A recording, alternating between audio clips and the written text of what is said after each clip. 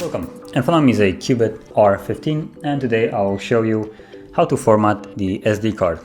So to get started you want to go into the settings. So let's pull up the app tray and tap on settings. From here scroll down to storage, which is right here, and on the bottom you should see your SD card. So simply tap on it and then tap on three dots right here and then go into storage settings. And you should see the button now, format. Tap on it.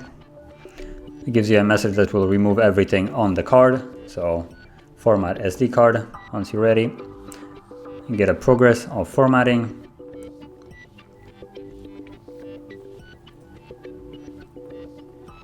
And as you can see, your SD card is ready to be used. So it's completely formatted and ready to be used.